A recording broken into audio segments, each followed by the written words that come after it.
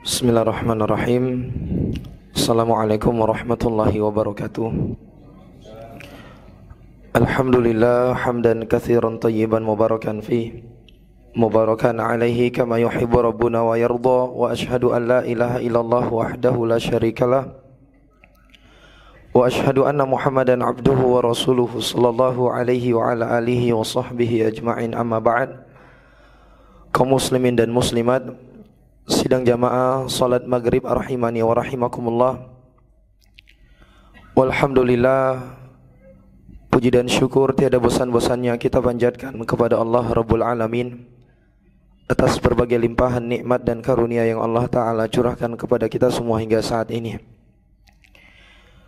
Kemudian salawat teriring salam tentunya tidak lupa untuk kita selalu perbanyak kita sanjung sajikan kepada junjungan kita Nabi besar Muhammad ibni Abdillah salawatullahi wassalamuhu alaih, kepada keluarga beliau, para sahabat beliau, serta orang-orang yang mengikuti jalan beliau hingga akhir zaman. Jamaah yang dimuliakan Allah, alhamdulillah, di malam hari yang berbahagia ini kita telah memasuki malam yang ketiga dari bulan Dzulhijjah. Itu artinya kita masih memiliki kurang lebih 7 ataukah 8 hari lagi, yang merupakan kesempatan emas untuk kita semua memperbanyak amalan-amalan soleh. Karena amalan-amalan ketaatan yang kita kerjakan di hari-hari yang istimewa ini, itu akan dilipat gandakan oleh Allah Azza wa Jalla. Bahkan Rasulullah SAW di dalam hadis yang diriwayatkan oleh Imam Abu Daud dari Abdullah bin Abbas radhiyallahu anhuma, baginda Rasulullah SAW bersabda, "Ma min ayyamin al-amalu salihu fihinna ahabbu ila Allah min hadhil ayyam," yakni ayyamul usyur. Tiada hari-hari yang amalan soleh dikerjakan seorang hamba di hari tersebut lebih dicintai oleh Allah dibandingkan amalan-amalan ketaatan yang dia kerjakan di hari-hari ini, yaitu di 10 hari pertama dari bulan Dzulhijjah. Tiada hari-hari yang amalan soleh kita kerjakan itu lebih dicintai oleh Allah dibandingkan amalan-amalan ketaatan yang kita kerjakan di 10 hari pertama di bulan Dzulhijjah. Subhanallah. Jadi sedekah yang kita keluarkan di 10 hari pertama di bulan Dzulhijjah ini, jamaah yang dimuliakan Allah, itu beda pahalanya dengan sedekah yang kita keluarkan di selain 10 hari ini. Bacaan Quran yang kita lakukan di 10 hari pertama ini, itu beda pahalanya dibandingkan bacaan Quran yang kita kerjakan di selain 10 hari pertama ini. Dan begitulah seluruh amalan-amalan ketaatan yang kita kerjakan di 10 hari pertama di bulan Dzulhijjah ini, itu jauh lebih besar pahalanya, jauh lebih dicintai oleh Allah Azza wa Jalla dibandingkan amalan-amalan ketaatan yang kita kerjakan di selain 10 hari pertama dari bulan Dzulhijjah ini. Sampai-sampai para sahabat bertanya kepada Nabi alaihi salatu wasalam, qalu ya Rasulullah walal jihad fisabilillah. Mereka mengatakan, wahai baginda Rasul, gimana dengan jihad di jalan Allah? Apakah tetap tidak bisa mengalahkan keutamaan dari amalan-amalan ketaatan yang dilakukan di 10 hari pertama di bulan Dzulhijjah ini? Apakah jihad itu tidak lebih dicintai oleh Allah dibandingkan amalan ketaatan yang dikerjakan di 10 hari pertama di bulan Dzulhijjah? Qala walal jihad fisabilillah. Nabi mengatakan, bahkan jihad di jalan Allah, berperang di jalan Allah pun gak bisa mengalahkan keutamaan dari ibadah yang kita kerjakan di 10 awal di bulan Dzulhijjah. Subhanallah.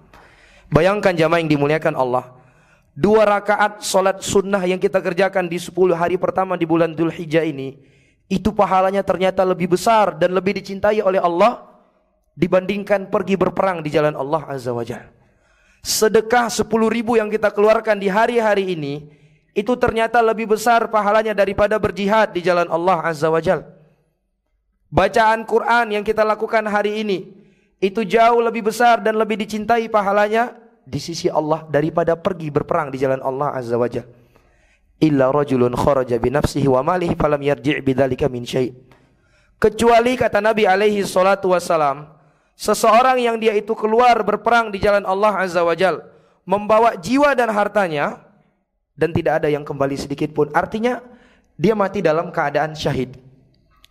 Tapi kalau dia berperang di jalan Allah Azza wa Jalla dan masih kembali dengan selamat, itu belum bisa mengalahkan keutamaan dari amalan-amalan ketaatan yang kita kerjakan di 10 awal bulan Dzulhijjah ini. Beda halnya kalau dia sudah mati syahid, barulah bisa mengalahkan keutamaan tersebut. Oleh karena itu jamaah yang dimuliakan Allah, di sisa-sisa hari ini jamaah yang dimuliakan Allah, mari kita manfaatkan kesempatan emas ini. Jangan kita berpikir, oh nggak apa-apa tahun depan nanti kita akan lebih fokus beribadah kepada Allah Azza wa Jalla. Kalau di tahun ini ya nggak apa-apa, santai-santai aja dulu. Jangan jamaah yang dimuliakan Allah, karena tiada jaminan kita pasti akan bertemu dengan bulan Dzulhijjah tahun depan. Manfaatkan kesempatan emas ini jamaah yang dimuliakan Allah. Kalau sebelumnya kita adalah orang-orang yang kurang di dalam melakukan ketaatan kepada Allah, masih saja meninggalkan maksiat kepada Allah Azza wa Jalla, masih saja melakukan maksiat kepada Allah Azza wa Jalla, maka inilah momen yang terbaik kita untuk meningkatkan kualitas dan kuantitas ibadah kita kepada Allah Azza wa Jalla. Karena tiada amalan dan ibadah yang lebih besar pahalanya dan lebih dicintai oleh Allah dibandingkan amalan-amalan ketaatan yang kita kerjakan di hari-hari istimewa ini.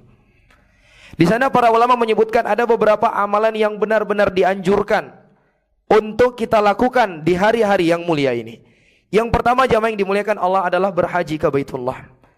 Dan tentang ibadah haji ini, saya rasa semua kita sudah memaklumi bahwa dia adalah ibadah yang besar. Bahkan Nabi alaihi salatu wasallam menganggap ibadah haji itu sebagai apa jamaah? Salah satu dari rukun Islam. Allah Ta'ala berfirman, walillahi ala nasi hijjul baiti man istata'a ilaihi sabilah.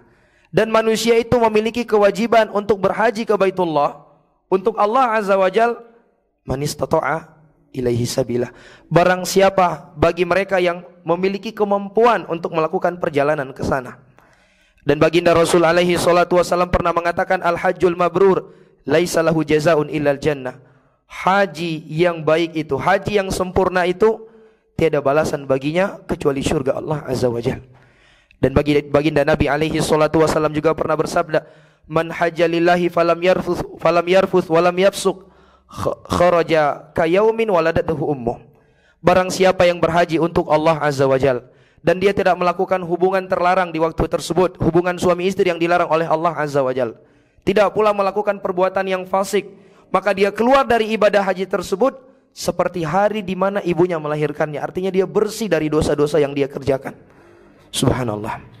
Jadi ini adalah keutamaan yang sangat luar biasa jamaah yang dimuliakan Allah. Sehingga bagi orang-orang yang memiliki kemampuan, dia benar-benar dianjurkan untuk melakukannya. Apalagi memang dia sama sekali belum pernah melakukannya. Dan bagi kita-kita ini jamaah yang dimuliakan Allah, yang hari ini mungkin belum diberikan oleh Allah Azza wa Jalla kesempatan untuk berhaji ke Baitullah, jangan pesimis. Hendaklah kita selalu menjadi seorang mukmin yang optimis kepada Allah Azza wa Jalla. Terus kita menggantungkan hati kita hanya kepada Allah, banyak-banyak berdoa dan memohon kepada Allah Azza wa Jalla. Semoga kelak Allah Azza wa Jalla memberikan kemudahan kepada kita. Jangan pernah kita berputus asa jamaah yang dimuliakan Allah. Loh, saya ini kan orang yang miskin, nggak mungkinlah saya bisa pergi berangkat haji. Buang ini jauh-jauh jamaah. Gantungkan seluruhnya kepada Allah Azza wa Jalla. Karena Allah Azza wa Jalla apabila sudah berkehendak, tiada yang mustahil bagi Allah Azza wa Jalla. Mungkin yang hari ini kita memandang diri kita ini nggak mungkin lagi bisa pergi haji. Sebagian orang kita yang sudah lanjut usia, ini nggak mungkin lagi bisa pergi haji. Karena kalau kita daftar sekarang, bisanya berangkat belasan tahun yang akan datang. Sehingga ini berat, nggak mungkin. Ini dibuang jauh-jauh jamaah yang dimuliakan Allah. Terus optimis kepada Allah Azza wa Jalla, berbaik sangka kepada Allah, seraya banyak-banyak berdoa kepada Allah. Karena urusan berangkat ke sana itu jamaah yang dimuliakan Allah bukan hanya soal kemampuan kita, bukan hanya soal kekayaan yang kita miliki, tapi lebih kepada siapa yang orang-orang yang Allah berikan kepada dia kemudahan. Betapa banyak orang-orang yang tidak memiliki harta tapi dia bisa berangkat. Sebaliknya betapa banyak orang-orang yang bergelimang dengan harta tapi nggak bisa berangkat ke sana. Sehingga intinya jamaah yang dimuliakan Allah adalah tergantung siapa yang Allah Ta'ala berikan kepadanya kemudahan. Oleh karena itu di antara doa yang hendaklah banyak-banyak kita minta kepada Allah Azza wa Jalla adalah supaya Allah berikan kemudahan kepada kita untuk berangkat haji ke Baitullah. Ya, jangan pernah kita mengandalkan kemampuan kita, tapi andalkan selalu Allah Azza wa Jalla di dalam kehidupan kita. Sebuah kisah yang sangat indah bagaimana Allah Azza wa Jalla mengisahkan tentang Nabi Musa alaihi salam. Bayangkan tatkala Nabi Musa dikejar oleh Fir'aun dan bala tentaranya. Bahkan disebutkan dalam sejarah, Fir'aun tidak pernah keluar membawa seluruh bala tentaranya kecuali di hari itu. Karena dia sudah sangat bernafsu ingin membinasakan Nabi Musa dan pengikutnya. sehingga dia membawa seluruh keluar bala tentaranya pada waktu itu. Dikejarlah Nabi Musa dan pengikutnya hingga pada saat di mana Nabi Musa itu terjebak. Di hadapan mereka ada Laut Merah, di belakangnya ada Fir'aun dan bala tentara Fir'aun yang ingin membinasakan mereka. Kira-kira jamaah yang dimuliakan Allah, kalau kita di kondisi mereka, apa yang terbesit di benak kita? Pasti yang kita bayangkan, selesai kita sudah. Kita ini bakalan ditangkap oleh Fir'aun, kita ini bakalan dieksekusi oleh Fir'aun. Kan demikian. Dan itu yang dirasakan oleh sebagian pengikut Nabi Musa, sehingga mereka mengatakan, inna lamudrakun, kita ini bakalan ketangkap sama Fir'aun, kita ini bakalan dieksekusi sama Fir'aun dan bala tentaranya. Tapi perhatikan bagaimana seorang Nabi Musa, seorang yang tidak bersandar kepada logika yang dia miliki, seorang hamba Allah yang tidak bersandar kepada kemampuan dan kehebatan yang dia miliki, namun dia bersandar hanya kepada Allah Azza wa Jalla. Dia tahu kalau Allah Subhanahu wa taala sudah berkehendak, tidak ada yang mustahil bagi Allah. Apa kata Nabi Musa alaihi salam? Nabi Musa mengatakan, kalla inna ma'iya rabbi sayahdin. Sekali-kali tidak. Sesungguhnya Allah bersamaku dan Allah akan memberikan kepada aku petunjuk. Subhanallah. Keyakinan yang begitu besar kepada Allah Azza wa Jalla. Sampai-sampai di kondisi genting demikian jamaah yang dimuliakan Allah, tetap Nabi Musa lebih mengedepankan keyakinan dia kepada Allah Azza wa Jalla. Dia yakin Allah Azza wa Jalla kalau sudah berkehendak, enggak ada yang mustahil bagi Allah. Kalla inna ma'iya rabbi sayahdin. Sekali-kali tidak, kita enggak bakalan ketangkap. Allah bersama kita dan Allah akan memberikan petunjuk kepada aku. Dan benar saja jamaah, Allah mewahyukan kepada Nabi Musa agar Nabi Musa itu memukulkan tongkat beliau ke Laut Merah yang ada di depannya. Tatkala Nabi Musa memukulkan tongkatnya, dan benar saja laut tersebut pun segera terbelah, dan di tengah-tengahnya ada jalan yang bisa menjadi jalan Nabi Musa dan para pengikutnya selamat dari kejaran Fir'aun. Perhatikan jamaah yang dimuliakan Allah, pernah enggak Nabi Musa sebelumnya berpikir bahwa tongkat yang beliau bawa kemana-mana itu, tongkat yang apalah daya tongkat tersebut, ternyata bisa membelah Lautan Merah yang begitu luas yang ada di hadapan mereka? Pernah enggak terpikirkan di benak Nabi Musa demikian jamaah? Enggak pernah. Nabi Musa enggak pernah terbesit di benaknya demikian.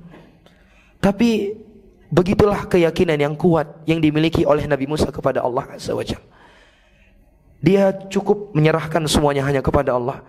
Cukup dia itu bergantung hanya kepada Allah Azza wa Jalla. Sisanya biar Allah Azza wa Jalla yang menyelesaikannya. Begitulah seorang mukmin dan mukminah. Kita hanya diperintah untuk menyerahkan seluruhnya, urusan kita hanya kepada Allah. Kita hanya diperintah untuk menggantungkan hati kita hanya kepada Allah. Kita hanya diperintah untuk berharap hanya kepada Allah Azza wa Jalla. Sisanya biar Allah Azza wa Jalla yang menyelesaikannya. Oleh karena itu jamaah yang dimuliakan Allah, jangan pernah pesimis untuk kita bisa pergi berangkat ke Baitullah. Jangan pernah kita putus asa, kalau model saya ini yang hidupnya miskin, gak punya apa-apa, mana mungkin bisa pergi berangkat haji ke Baitullah. Apalagi sekarang untuk bisa berangkat haji itu kita harus antri belasan tahun lamanya. Tidak mungkinlah saya bisa pergi. Ini dibuang jauh-jauh jamaah yang dimuliakan Allah. Tugas kita berharap sama Allah Azza wa Jalla. Tugas kita berdoa sama Allah Azza wa Jalla. Sisanya biar Allah Azza wa Jalla yang menyelesaikannya. Kemudian di antara ibadah yang agung juga yang kita dianjurkan untuk memperbanyaknya di hari-hari istimewa ini adalah memperbanyak puasa. Sampai-sampai Rasul alaihi salatu wasalam disebutkan itu kana yasumu tis'atan min Dzulhijjah. Baginda Nabi alaihi salatu wasalam itu jamaah yang dimuliakan Allah, beliau berpuasa selama 9 hari di awal bulan Dzulhijjah. Terhitung sejak tanggal pertama hingga tanggal 9, baginda Nabi alaihi salatu wasalam itu berpuasa jemaah. Karena beliau tahu bahwa keutamaan berpuasa di hari-hari ini itu beda dengan keutamaan berpuasa di hari-hari selainnya. Oleh karena itu seorang mukmin dan mukminah hendaklah dia berusaha untuk tidak meninggalkan ibadah yang mulia ini. Dia berusaha untuk memperbanyak puasa di hari-hari ini. Ya kalau dia nggak sanggup 9 hari minimalnya 8 hari. Kalau nggak sanggup 8 hari 7 hari. Kalau nggak sanggup kurangi. Kalaupun kita harus berpuasa 1 hari jamaah yang dimuliakan Allah, maka minimalnya kita berpuasa kapan jamaah? Pada tanggal 9 Dzulhijjah, pada hari Arafah, yang insya Allah akan jatuh pada hari Sabtu yang akan datang. Baginda Rasulullah sallallahu alaihi wasallam pernah bersabda, "Siyamu yaumi Arafah ahtasibu 'ala Allah an yukaffiru sanata allati qabla wa sanata allati ba'dah." Puasa di hari Arafah itu, aku berharap sama Allah bahwa orang-orang yang mengerjakannya akan diampunkan dosa-dosanya setahun belakang dan setahun yang akan datang. Subhanallah. Berpuasa cuma 1 hari jamaah, digugurkan oleh Allah Azza wa Jalla dosa-dosa kita selama 2 tahun. Bukankah ini tawaran yang benar-benar menggiurkan untuk kita semua jamaah yang dimuliakan Allah? Ibarat kerja, kita cuma kerja 1 hari, dapat gaji berapa tahun ya? 2 tahun. Kerja 1 hari dapat gaji 2 tahun. Mau nggak kita? Semua kita pasti mau. Yang tadinya sakit bisa jadi sembuh. Gimana nggak mau kita jamaah yang dimuliakan Allah? Kerja cuma 1 hari, dapat balasan selama 2 tahun. Allah Azza wa Jalla akan menggugurkan dosa mereka-mereka yang melakukan puasa Arafah, tentunya ikhlas karena Allah Azza wa Jalla. Demikian jamaah yang dimuliakan Allah. Dan kalau kita berbicara tentang dosa, siapa di antara kita yang tidak pernah melakukan dosa? Tiap hari dosa terus yang kita lakukan jamaah yang dimuliakan Allah. Bahkan na'udzubillah, terkadang ada hari-hari di mana dosa yang kita kerjakan di hari itu lebih banyak daripada amalan ketaatan yang kita kerjakan. Sehingga kita butuh hal-hal yang seperti ini. Kabar gembira dari Nabi alaihi salatu wassalam, siapa saja yang berpuasa pada hari Arafah akan mendapatkan ampunan dosa 1 tahun belakang dan 1 tahun yang akan datang. Tidakkah ini menggiurkan seorang mukmin dan mukminah yang ingin mendapatkan ampunan dari Allah Azza wa Jalla, yang ingin dibebaskan oleh Allah Azza wa Jalla dari api neraka? Karena kita nggak tahu jamaah yang dimuliakan Allah, bisa jadi dosa 1 tahun belakang itu justru dosa yang membuat kita nantinya dicelupkan oleh Allah Azza wa Jalla ke dalam api neraka. Sementara di depan kita ada kesempatan emas. Rasul alaihi salatu wassalam menghasung kita untuk mengerjakan puasa di hari tersebut. Makanya tadi saya bilang, kalau kita mampu berpuasa mulai tanggal 1 sampai tanggal 9, walhamdulillah, itu adalah keutamaan dari Allah Azza wa Jalla.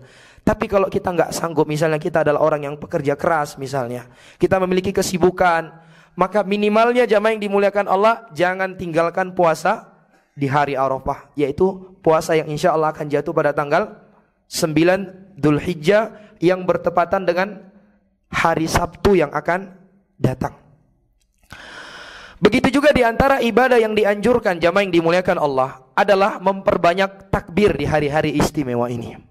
Allah Ta'ala mengatakan, wadhkurullaha fi ayyamin ma'dudat. Hendaklah kalian itu mengingat Allah Azza wa Jal di hari-hari yang terhitung. Sebagian para ulama tafsir mengatakan ayyamin ma'dudat adalah ayyamut tasyrik, hari-hari tasyrik pada tanggal 11, 12, 13.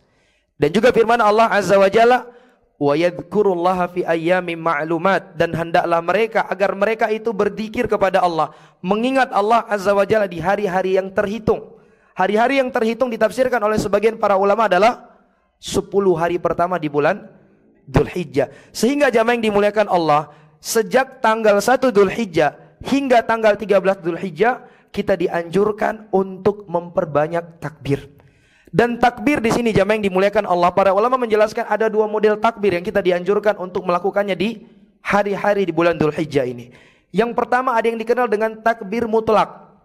Itulah takbir yang tidak terikat dengan waktu ataukah tempat yang khusus. Kapanpun, dimanapun kita dianjurkan untuk melakukannya. Kita sedang di kantor misalnya, kita sedang di tempat kerja kita sedang di jalan misalnya, kita dianjurkan untuk memperbanyak takbir. Tidak masalah kita baca takbir-takbir yang teriwayatkan dari sejumlah para sahabat, di antaranya Allahu Akbar, Allahu Akbar, Allahu Akbar walillahil ham, Allahu la ilaha illallah, Allahu Akbar walillahil ham. Demikian jamaah yang dimuliakan Allah, sejak tanggal 1 Dzulhijjah hingga berakhir hari-hari tasyrik. Jenis takbir yang kedua adalah takbir muqayyad, takbir yang terikat dengan waktu dan momen khusus. Itulah takbir yang kita kerjakan ataukah kita lakukan setiap selesai sholat 5 waktu. Dan itu dimulai sejak sholat subuh di hari Arafah. Sholat subuh di hari Arafah itu tanggal berapa jemaah? Tanggal berapa hari Arafah? Tanggal 9 Dzulhijjah, nanti sejak hari Sabtu. Setiap selesai sholat 5 waktu kita dianjurkan untuk bertakbir. Tapi ingat ya, takbirnya sendiri-sendiri, bukan dipimpin oleh satu imam ataukah takbir berjamaah, bukan. Tapi takbirnya sendiri-sendiri. Dan itu kita lakukan sampai nanti berakhir hari-hari tasyrik, yaitu pada tanggal 13 Dzulhijjah selesai sholat asar. Itulah waktu terakhir kita melakukan takbir muqayyad. Dan kalau kita melihat jamaah yang dimuliakan Allah, bagaimana semangatnya para sahabat di dalam mengamalkan ibadah yang satu ini. Sampai-sampai disebutkan kana Abu Hurairah wa Ibnu Umar yakhrujani ila suq fayukabbirani wa yukabbiru nasu bitakbirihima. Dahulu Abu Hurairah dan Abdullah bin Umar itu kalau sudah masuk 10 awal bulan Dzulhijjah, masuk hari-hari Dzulhijjah, itu mereka pergi keluar ke pasar. Kemudian mereka bertakbir dengan keras di pasar. Tujuannya apa jemaah? Untuk mengingatkan orang bahwa ini adalah hari-hari di mana kita dianjurkan untuk bertakbir. Kenapa mereka pergi ke pasar jemaah? Karena memang di pasar itu orang yang ramai, itu yang pertama. Kemudian yang kedua, di pasar itu banyak orang yang lalai, sibuk dengan jual beli, sibuk tawar ini tawar itu, sehingga terlalaikan mereka dari bertakbir kepada Allah Azza wa Jalla. Sehingga mereka berdua pergi ke pasar, mereka bertakbir, sehingga orang-orang ketika mendengar takbir mereka berdua akhirnya termotivasi juga ikut bertakbir. Subhanallah, begitu semangatnya mereka jamaah yang dimuliakan Allah. Sehingga hendaklah ibadah yang satu ini tidak kita tinggalkan. Kita memperbanyak takbir. Kita keluar nanti dari masjid sambil jalan pulang, ajak anak istri kita untuk bertakbir. Masya Allah, itu adalah kebaikan dan masuk dalam keutamaan hadis yang disebutkan oleh Nabi alaihi salatu wasallam. Tiada amalan yang lebih dicintai oleh Allah Azza wa Jalla dibandingkan amalan-amalan ketaatan yang kita kerjakan di hari-hari istimewa ini. Kemudian juga jamaah yang dimuliakan Allah, di antara ibadah yang kita benar-benar dianjurkan untuk mengerjakannya di hari-hari istimewa ini adalah mengerjakan sholat malam. Mengerjakan sholat malam. Karena sholat malam yang kita kerjakan di 10 hari pertama di bulan Dzulhijjah itu lebih besar pahalanya dibandingkan sholat malam yang kita kerjakan di selain keduanya. Bahkan sebagian para ulama mengitlaqkan jamaah yang dimuliakan Allah, 10 malam pertama di bulan Dzulhijjah, sebagian para ulama memandang juga lebih istimewa dari 10 malam terakhir di bulan Ramadan. Karena 10 malam terakhir di bulan Ramadan dia istimewa karena ada malam Lailatul Qadar, dan itu cuma 1 malam. Berbeda dengan 10 malam pertama di bulan Dzulhijjah ini, dia istimewanya itu mulai malam pertama hingga malam ke-10. Semuanya istimewa. Berbeda dengan 10 malam terakhir di bulan Ramadan karena ada Lailatul Qadar, dan itu cuma 1 malam yang kita sampai rela begadang jamaah yang dimuliakan Allah. Kita sampai iktikaf demi untuk mendapatkan keutamaan di malam tersebut.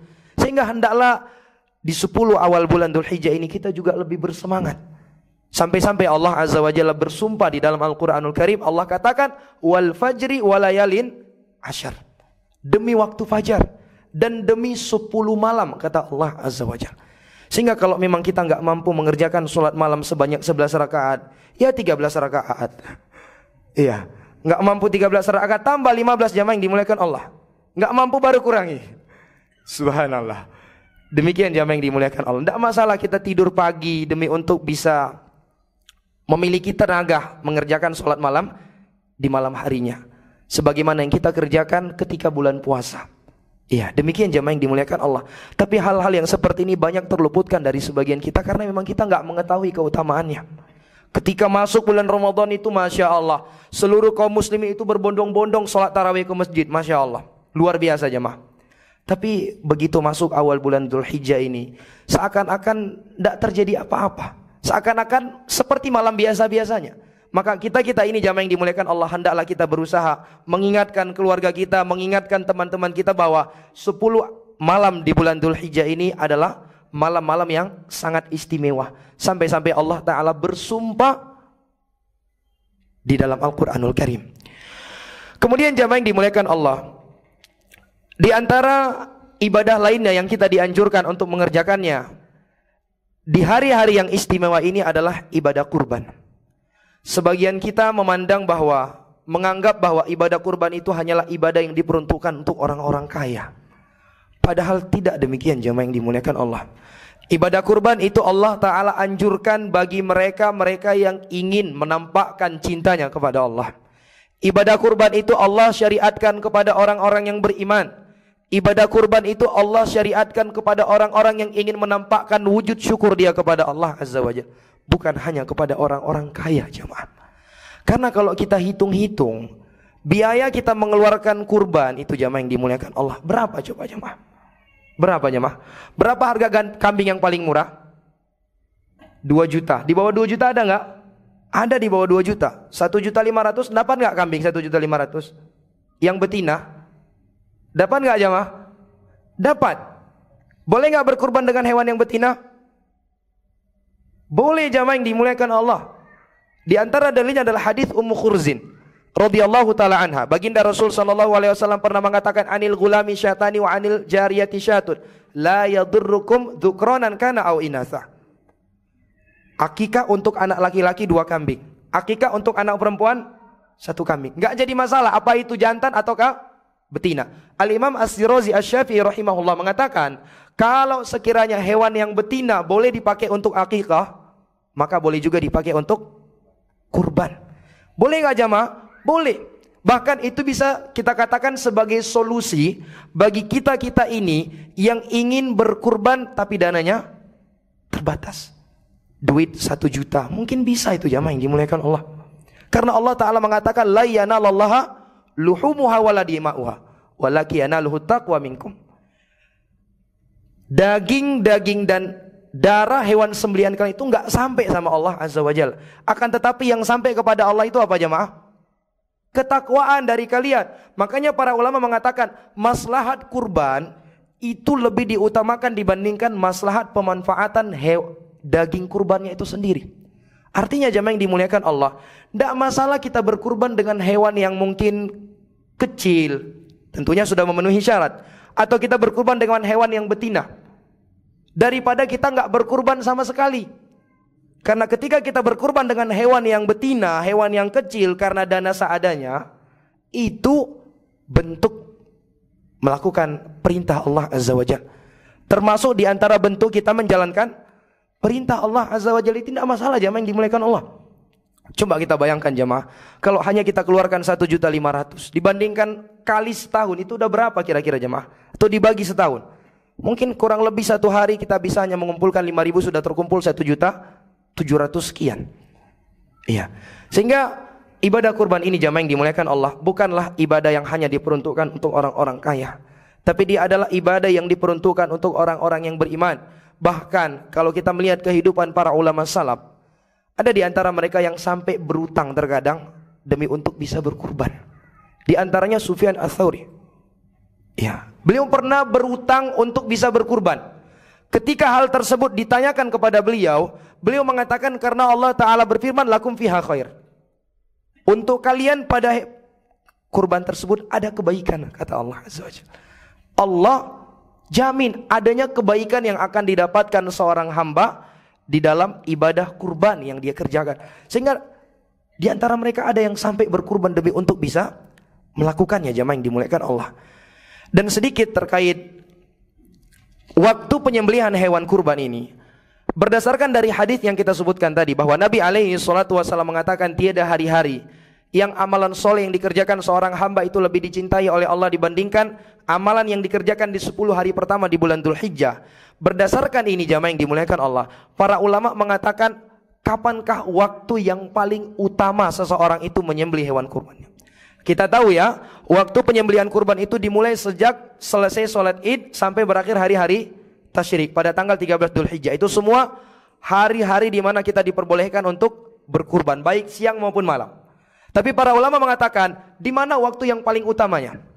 Maka dijawab oleh para ulama, waktu yang paling utama untuk menyembelih hewan kurban itu adalah di hari Idul Adhanya, yaitu pada tanggal 10 Dzulhijjah.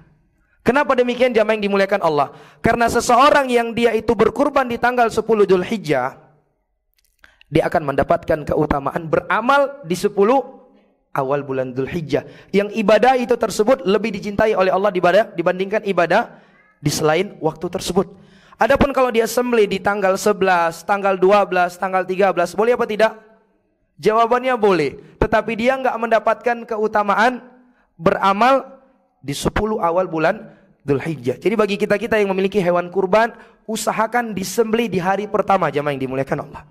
Kalaupun ada yang harus diakhirkan, biar kurban orang yang diakhirkan. Kurban kita disembelih di hari pertama. Demikian jamaah yang dimuliakan Allah, supaya kita mendapatkan keutamaan beramal di 10 hari pertama di bulan Dzulhijjah itu. Baik, ketika kita berbicara tentang kurban ini jamaah yang dimuliakan Allah, ada sebuah kisah yang sangat indah yang Allah ceritakan untuk kita semua di dalam Al-Quranul Karim, yang tidak lain tujuannya adalah untuk menghasung kita dan menampakkan kepada kita bagaimana seorang hamba itu hendaklah dia berkorban di dalam meraih kecintaan dan ampunan Allah Azza wa Jalla.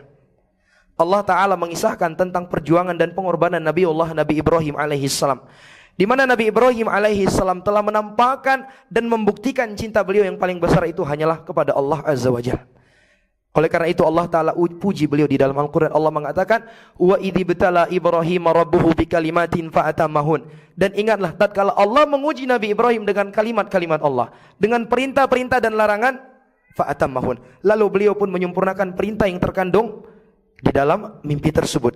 Allah sebutkan bagaimana tatkala Nabi Ibrahim alaihi salam diusir oleh kaumnya yang tidak menerima dakwah beliau. Beliau berjalan, disebutkan sebagian para ulama tafsir, ke arah Syam. Allah abadikan kisah beliau ini di dalam surat As-Saffat.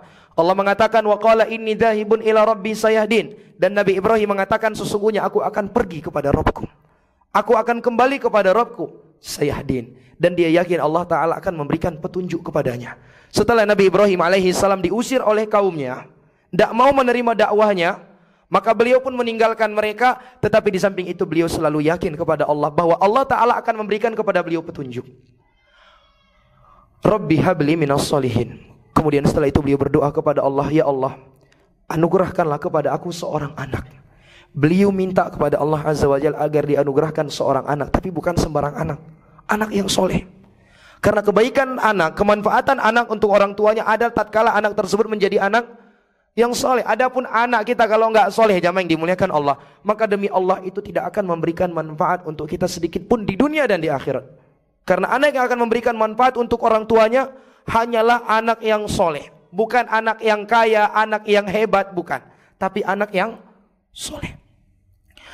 Kemudian kata Allah, fabasyarnahu bighulamin halim. Maka kami berikan kepada beliau itu kabar gembira bahwa dia akan mendapatkan seorang anak yang halim, seorang anak yang santun, seorang anak yang penyabar, seorang anak yang soleh. Inilah sifat dari sifat Nabi Ismail alaihi salam. Dan perlu kita ketahui, Nabi Ibrahim alaihi salam dikaruniakan oleh Allah Azza wa Jalla anak Nabi Ismail itu tatkala usia Nabi Ibrahim itu sudah menginjak 83 tahun. Ada yang mengatakan 86 tahun. Intinya sudah di atas 80 tahun baru Allah berikan kepada Nabi Ibrahim seorang anak, Nabi Ismail alaihi salam. Subhanallah. Jadi bisa kita bayangkan jamaah yang dimuliakan Allah, bagaimana Nabi Ismail itu adalah anugerah yang sangat besar yang didapatkan oleh Nabi Ibrahim. Buah hati yang selama ini dinanti oleh Nabi Ibrahim. Anak yang teramat dicintai oleh Nabi Ibrahim alaihi salam. Bagaimana tidak? Sudah ditunggu oleh Nabi Ibrahim puluhan tahun lamanya. Kemudian Allah berikan kepada beliau kabar gembira bahwa beliau itu akan mendapatkan seorang anak. Diberikan oleh Allah seorang anak. Fabasyarnahu bighulamin halim. Maka kami berikan kepada dia kabar gembira bahwa dia itu akan mendapatkan seorang anak yang halim. Tapi demikianlah jamaah yang dimuliakan Allah, sebagai seorang mukmin yang menyatakan imannya kepada Allah, sebagai seorang mukmin yang ingin menggapai ridho dan cinta Allah, harus ada pengorbanan yang dia korbankan di dalam kehidupan ini. Dan terkadang Allah Azza wa Jalla memberikan ujian kepada kita. Terkadang Allah Ta'ala menguji kita itu dengan sesuatu yang kita sukai, dengan sesuatu yang kita cintai. Apa kata Allah Azza wa Jalla selanjutnya? Falamma balagha ma'ahu as-sa'ya qala ya bunayya inni ara fil manami anni atbahuk fanzur madza tara. Tatkala Nabi Ismail itu sudah bisa melakukan sa'i. Sa'i ada yang mengatakan dia itu sudah bisa berjalan, ada yang mengatakan sudah bisa bekerja, ada yang mengatakan sudah bisa beribadah bersama dengan Nabi Ibrahim. Intinya tatkala Nabi Ismail itu sudah menginjak usia remaja. Dan biasanya seorang anak itu lebih melekat di hati kedua orang tuanya tatkala anak itu sudah menginjak usia remaja. Berbeda anaknya kalau sudah dewasa, yang waktunya itu banyaknya dihabiskan dengan teman-temannya, kebanyakan waktunya mungkin dihabiskan dengan anak istrinya. Tapi ada pun masa remaja itu di mana seorang anak itu banyak menghabiskan waktunya dengan kedua orang tuanya, sehingga biasanya seorang anak itu lebih melekat di hati kedua orang tuanya ketika dia menginjak usia remaja. Apalagi Nabi Ismail adalah satu-satunya buah hati yang dimiliki oleh Nabi Ibrahim. Lalu kata Allah, qala ya bunayya inni ara fil manami anni adbahuk, wahai anakku, sesungguhnya aku melihat di dalam mimpiku aku itu menyembelih engkau. Mimpinya para nabi itu adalah wahyu. Artinya Nabi Ibrahim diperintah oleh Allah untuk menyembelih putra kandungnya sendiri. Fanzur madza tara. Ini adalah perintah dari Allah yang enggak bisa ditolak. Perhatikan bagaimana pendapat engkau wahai anakku. Lalu kata Nabi Ismail alaihi salam, qala ya abati fa'al ma tu'mar satajiduni insyaallahu minas sabirin. Beliau mengatakan, wahai ayahku, lakukanlah apa yang Allah perintahkan kepada engkau, insyaallah engkau akan mendapati aku termasuk orang-orang yang soleh. Perhatikan jamaah yang dimuliakan Allah, bagaimana ketulusan Nabi Ismail alaihi salam membantu kedua orang tuanya di dalam melakukan ketaatan kepada Allah. Karena demikianlah ciri-ciri anak yang soleh. Dia bantu kedua orang tuanya demi bisa mendapatkan ridha Allah Azza wa Jalla. Dia bantu orang tuanya untuk bisa melakukan dan mendekatkan diri kepada Allah Azza wa Jalla, sekalipun itu harus mengorbankan dirinya. Dia mengatakan, ya abatif al-ma tu'mar satajiduni insyaallahu minas sabirin. Wahai ayahku, lakukanlah apa yang diperintahkan kepada engkau, insyaallah engkau akan mendapati aku termasuk orang-orang yang bersabar. Maka Nabi Ibrahim alaihi salam pun bertekad untuk menyembelih putranya. Allah katakan di kelanjutan ayat, falamma aslama wa tallahu lil jabin. Begitu keduanya telah berserah diri dan Nabi Ibrahim telah membaringkan putranya Nabi Ismail di atas pelipisnya. Pisau sudah diasah, tinggal menjalankan pisau, terjadilah penyembelihan seorang ayah untuk anaknya. Apakah kita katakan di sini Nabi Ibrahim alaihissalam itu tidak cinta kepada Nabi Ismail? Bukan jamaah. Beliau teramat besar cintanya kepada Nabi Ismail. Beliau teramat besar kasih sayangnya kepada Nabi Ismail alaihissalam. Bagaimana tidak? Sudah kita katakan bahwa Nabi Ismail adalah satu-satunya putra yang dimiliki oleh Nabi Ibrahim, satu-satunya pewaris Nabi Ibrahim alaihissalam yang akan melanjutkan keturunan Nabi Ibrahim. Buah hati yang selama ini sudah dinanti oleh Nabi Ibrahim itu puluhan tahun lamanya. Kemudian beliau ingin sembelih. Apakah karena beliau tidak cinta? Bukan. Beliau cinta dengan anaknya. Tapi kecintaan beliau kepada Allah itu jauh lebih besar daripada kecintaan beliau kepada anaknya. Cinta beliau kepada Allah Azza wa Jalla itu jauh lebih besar daripada cinta beliau kepada anaknya. Jamaah yang dimuliakan Allah, inilah yang membuat Nabi Ibrahim itu sampai mau menyembelih anaknya demi untuk mendapatkan cinta Allah Azza wa Jalla. Kemudian Allah katakan, wa nadainahu ayya Ibrahim. Lalu kami panggil dia, wahai Ibrahim, qad saddaqta ru'ya, sungguh engkau telah membenarkan perintah yang terkandung di dalam mimpi tersebut. Inna kadzalika najzil muhsinin, demikianlah kami membalas orang-orang yang berbuat baik. Inna hadzalahu wal balaul mubin, sesungguhnya ini adalah ujian yang sangat nyata, kata Allah Azza wa Jalla. Bagaimana tidak ini ujian yang sangat nyata jamaah? Seorang ayah yang hanya memiliki satu orang anak, lalu Allah turunkan perintah untuk menyembelih anak tersebut. Bukankah ini ujian yang sangat besar? Ujian yang sangat besar jemaah yang dimuliakan Allah. Dan mari kita lihat kepada diri kita hari ini. Kita tidak diperintah oleh Allah Azza wa Jalla untuk menyembelih anak kita. Yang andai kata itu pun terjadi jemaah yang dimuliakan Allah, tetap walaupun kita memiliki 10 anak, 20 anak, tetap kita enggak bakalan sanggup untuk menyembelih anak kita. Sekalipun kita tahu itu perintah Allah, berat bagi kita jemaah. Tapi hari ini Allah Azza wa Jalla hanya memerintahkan kepada kita untuk mengeluarkan sebagian dari rezeki yang Allah sudah berikan kepada kita. Rezeki yang selama ini Allah berikan kepada kita tanpa pernah Allah memberikannya hitung-hitungan. Allah enggak pernah memberikan kita hitung-hitungan jemaah. Kemudian hari ini Allah Ta'ala perintahkan kita untuk mengeluarkannya sedikit saja. Apakah kita termasuk orang-orang yang menunjukkan cinta kita kepada Allah? Atau justru kita lebih senang harta itu berada di tangan kita daripada kita berikan kepada Allah Azza wa Jalla, yang dengannya kita akan mendapatkan balasannya nanti pada hari kiamat. Perhatikan bagaimana Allah Azza wa Jalla mengganti Nabi Ismail alaihi salam dengan sebuah sembelihan yang agung. Allah mengatakan, wa fadainahu bidzibhin adzim. Lalu kami gantikan anak itu dengan sebuah sembelihan yang agung. Allah katakan Nabi Ibrahim itu sebagai, atau Allah sebut bahwa hewan yang akan menggantikan Nabi Ismail alaihi salam sebagai sebuah sembelihan yang agung. Dibahasakan dengan sembelihan yang agung karena di balik itu jamaah yang dimuliakan Allah terdapat sebuah syariat untuk orang-orang yang bertauhid kepada Allah Azza wa Jalla. Sebuah syariat yang melambangkan pentauhidan seorang hamba hanya kepada Allah, di mana dia menumpahkan darah hanya untuk Allah Azza wa Jalla. Dia tidak menyembelih untuk selain Allah.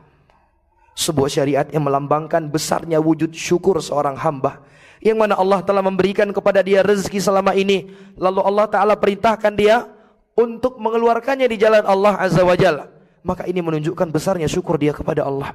Sebuah syariat yang melambangkan tulusnya cinta dia kepada Allah. Tatkala dia mau mengeluarkan dan mengorbankan sesuatu yang secara tabiat manusia suka dengan hartanya, lalu dia keluarkan demi untuk mendapatkan cinta Allah. Ini menunjukkan kecintaan dia kepada Allah itu jauh lebih besar daripada kecintaan dia dengan hartanya. Subhanallah. Maka kisah ini jamaah yang dimuliakan Allah, Allah sebutkan kepada kita tidak lain tujuannya adalah supaya kita ini termotivasi, menyadarkan kita semua bahwa untuk mendapatkan ridho Allah, untuk mendapatkan cintanya Allah Azza wa Jalla itu butuh yang namanya pengorbanan. Surga Allah Azza wa Jalla itu mahal jemaah. Surga Allah Azza wa Jalla yang di dalamnya penuh dengan kenikmatan yang kata Allah, a'datu li ibadiyas salihin ma la ainun ra'at wala udhunun sami'at wala khatara ala qalbi bashar. Aku persiapkan surga untuk hamba-hambaku yang soleh, yang kenikmatannya tidak pernah dilihat oleh mata, kenikmatannya tidak pernah didengar oleh telinga, dan kenikmatannya tidak pernah terbesit di dalam pikiran seorang hamba. Itu mahal jemaah. Butuh pengorbanan untuk kita bisa meraihnya. Butuh pengorbanan untuk bisa kita masuk ke dalamnya. Dan disinilah saatnya kita menunjukkan pengorbanan kita kepada Allah, bahwa yang kita inginkan di kehidupan dunia ini adalah cintanya Allah Azza wa Jalla, bahwa yang kita inginkan adalah ridha Allah Azza wa Jalla, sehingga kita rela mengorbankan segala yang kita cintai demi untuk mendapatkan ridha dan cintanya Allah Azza wa Jalla. Wallahu ta'ala alam bisawab. Berhubung telah masuk waktu sholat isya, semoga apa yang kita sampaikan ini bermanfaat, dan semoga Allah Ta'ala senantiasa memberikan taufik dan hidayah kepada kita semua. Saya akhiri dengan doa kafaratul majlis. Subhanakallahumma rabbana wa bihamdik, asyhadu an la ilaha illa anta astaghfiruka wa atubu ilaik. Assalamualaikum warahmatullahi wabarakatuh.